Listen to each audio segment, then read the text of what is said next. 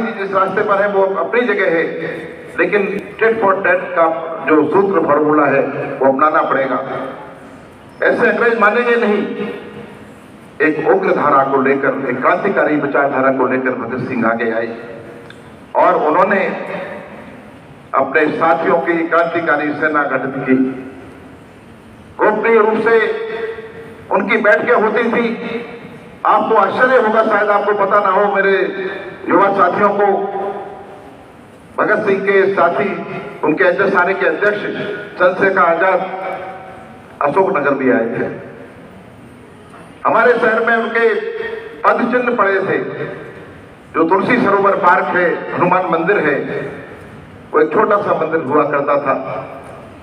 वहां कन्यादान होते हुए, साधु के वेश में अंग्रेजों से चिपटे हुए अपनी क्रांतिकारी गतिविधियों को अंजाम देते, उसी वक्त वो एक अज्ञात वास जैसा था और उसमें, इस मंदिर में वो लगभग 1 हफ्ते रुके।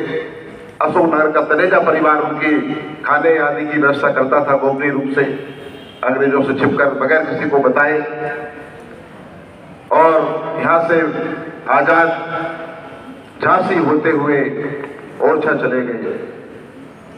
एक साधु के वेश में रहते थे ताकि अंग्रेज पहचान लें, और अभ्यास करते थे, गोली चलाते थे, सुबह शाम ऐसे उसका मीटिंग होती रहती थी। एक बार अंग्रेजों के एक सिपाही को भ्रम हो गया। आजाद से कहा कि आप आजाद हैं? उन्होंने कहा, बच्चा, कौन आजाद नहीं है? हम तो केवल ईश्वर को मानते हैं और हम गुलामी आपकी करते नहीं है। ऐसे वो बच्चे निकले। भगत सिंह के साथी और प्रमुख लीडर थे।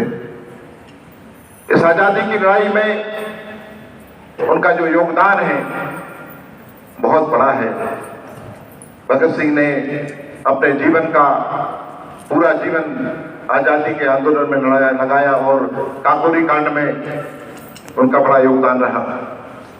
एक क्रांतिकारी सेना उनकी जो थी बहुत गोपनीय रूप से काम करती थी, लेकिन उसके अपने एक काम करने के औजार थे, एक सिस्टम था, और वो ये था कि हर हाल में देश को आजादी दिलाना है।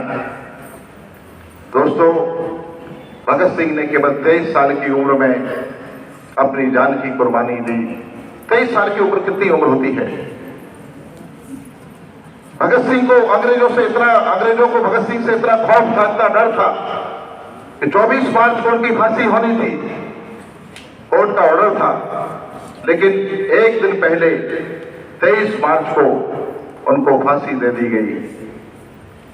अंग्रेज डरते थे कि ऐसा ना हो कि भारतीय क्रांतिकारी और नागरिक जेल पर हमला कर दें और भगत सिंह को दीवारें तोड़कर ले जाएं। उन्हें भय था। भगत सिंह इतने लोकप्रिय हो चुके थे अपने जीवन काल में।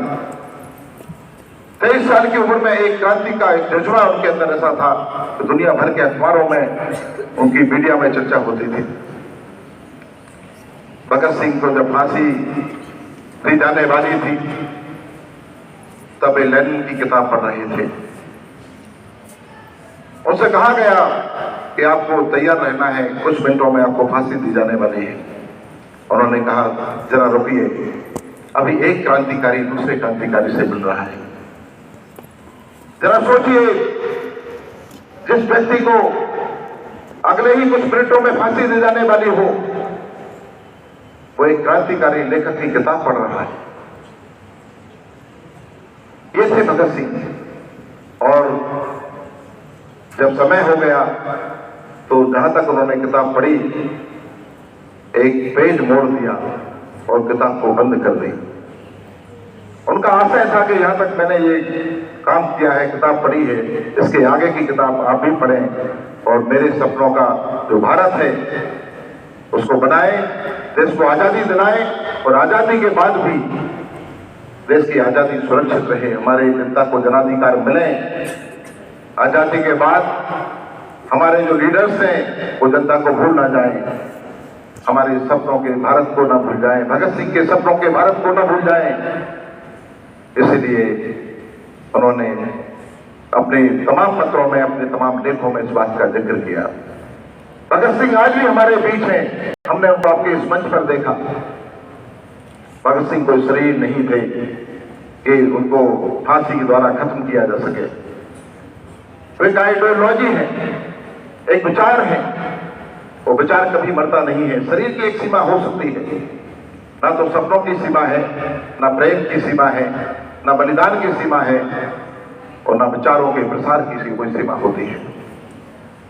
एक विचार है, एक ऐसा विचार जो अन्याय के खिलाफ हमें लड़ना सिखाता है, जो दमन, भ्रष्टाचार, शोषण और हर प्रकार की मनुष्यता पर हो रहे प्रहार के विरोध में आपको संघर्ष की सीख देता है, शिक्षा देता है, ताकत देता है, हिम्मत देता है। भगत सिंह इसी एनर्जी और इसी हिम्मत का नाम है।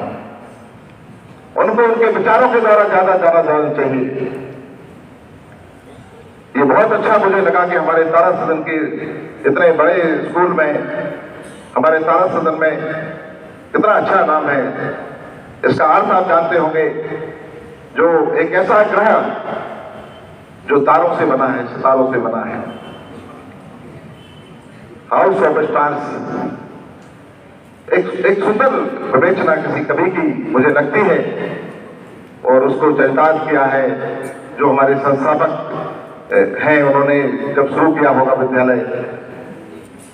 बहुत आप सब इस सुंदर गगन के बहुत सुंदर सितारे हैं, आप तारे हैं इस सुंदर आसमान के, और आपसे हमारा ब्रह्मांड, हमारी दुनिया, हमारा शहर, हमारा विद्यालय सुशोभित होता है, सुंदर लगता है।